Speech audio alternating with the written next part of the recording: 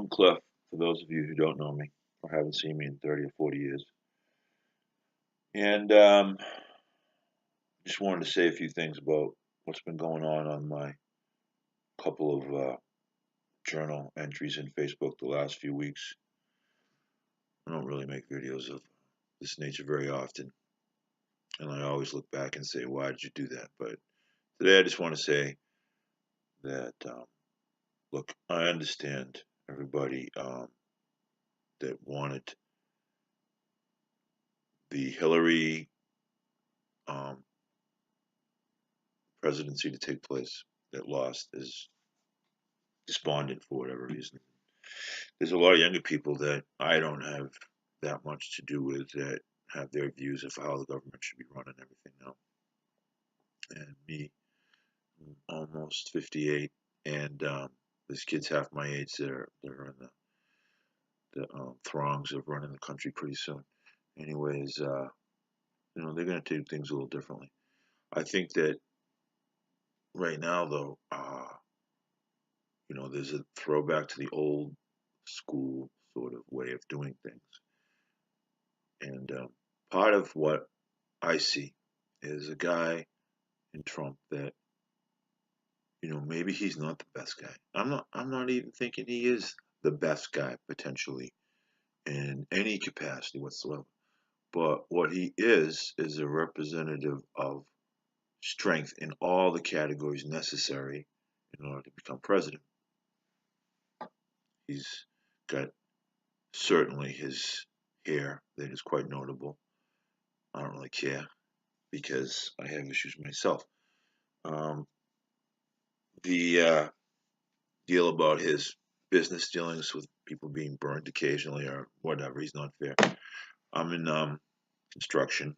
I've tried to be the developer guy. I've tried to be the big time business guy. It's not easy to do any one of those things. And most people that have the opportunities and succeed are a little bit more on the ball than those that aren't. It's as simple as that. I think that every level you get up in life, with the exception of a few that maybe get a different start, but even without your starting position, high or low or whatever, to get to the next level and maintain that, and to get to the next level and maintain that requires a certain amount of successes, luck, always, of course. But it's not easy, and I don't think that I consider myself smart, but I'm never going to be one of Trump or Obama or even a Clinton. If I were to take those three names though and compare who I would most be like, I would say Trump. Trump's a business guy. Both Obama and Clinton's were politicians. Bush's too. Let's be fair. Um, they're political families, and Trump wasn't before. Maybe he was, and maybe he's just been planning this all his life. But whatever. To even make the commitment over to, as he called himself in the press conference, politician the other day. His conference, it was at the very least as entertaining in those who support him as every one of those skits on Saturday Night Live or those guys on HBO.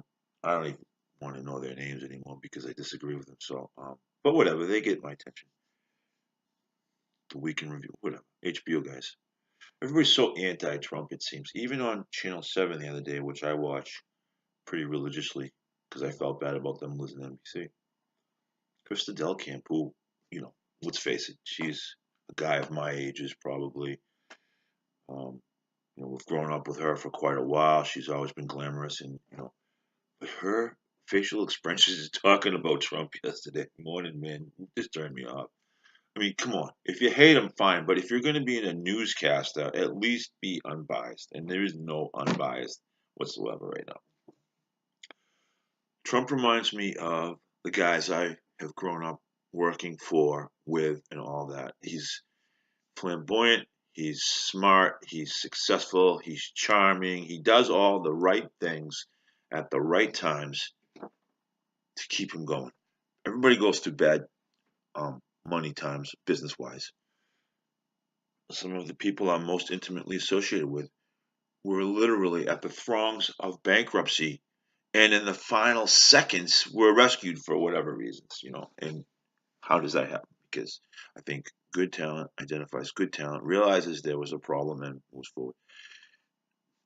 And the crux to that is Trump is good talent, and he is going to attract good talent. He's going to balance public opinion to a certain extent, but don't expect this guy to back down. He's not a back down guy. He is so impressive in that respect. Everybody counted him out of the election, and he just kept fighting, man, and fighting, and he did it. And I'm bowling the night of the elections. They got the big screen on, and wasn't really paying attention, but you could tell the facial expressions on the journalists that were reporting were all horrified. And then I started paying attention. And, I don't know, whatever. We're getting ready to finish bowling, and then they're all going, "This isn't going the way it's supposed to go." Oh, really? I know. It's like reliving the Patriots. I've watched the whole game come back 35 times. I'm not going to recap anything. I just want you guys to get a take on me. I'm nobody. I just, I'm lucky to have the ability to work pretty much on my own with a bunch of other people as a subcontractor, which is cool. I don't have a lavish lifestyle, but I'm not by any means uncomfortable. Got to work every day. Like guys that work every day. Understand some people can't work, and yes, we can do something about taking care of them. I don't think that people should be invited to not do things just because we'll take care of you. I think immigration is always going to be legal. I think that there should be a path that we all learned about. I mean, Ellis Island. Everybody came through New York, Ellis Island, blowing the Statue of Liberty. These people weren't just coming in. There was a process. So argue on that behalf. Some of the stories about like the political strength of Southie or other um, demographically congregated sort of nationalities or religious beliefs or whatever. There was just there's different sectors in the communities that came to be.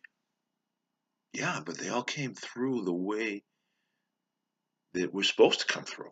I thought, are we going to throw the rules away?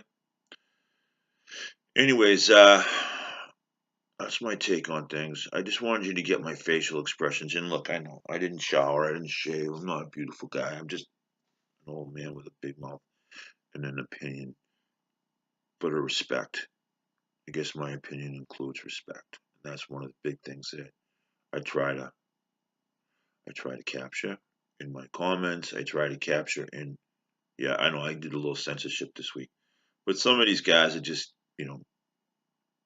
going too far. And whatever. I'm not gonna allow my mind to be swayed whatsoever by the extremist of the extremist that's based on nonsense. I'm gonna take um, interest in facts finding for facts that I think are important. I don't care how many electoral votes Trump won by. It's irrelevant. It is if you're a statistician, and I'm not a real big, like they're interesting facts, but it's not that important. Um, unless you're trying to plan the next election, you know, strategy. Sure, not that guy. Not yet. All right, that's it for now. I'm done. Go Pats. Off season's on. Quick shout out to Cyrus Jones, man. Listen, dude, I know you're down on yourself. You fumbled a few kickoffs and didn't really have a stellar year, but I mean, we were down by 25 points in the playoffs in the Super Bowl. Brady threw a pick six, and we coughed up the ball a few times in the playoffs as well. Listen, man, learn how not to do it. Was it Ben Ellis, Green, Ben Jarvis, Green Ellis? I forget his name, but he had a knack for coughing, didn't he? Or was he the one that didn't cough? I forget, but it's part of the game. Just learn. You want to be successful, don't cough up the ball. You can do it. You can do it, man. Go Pats.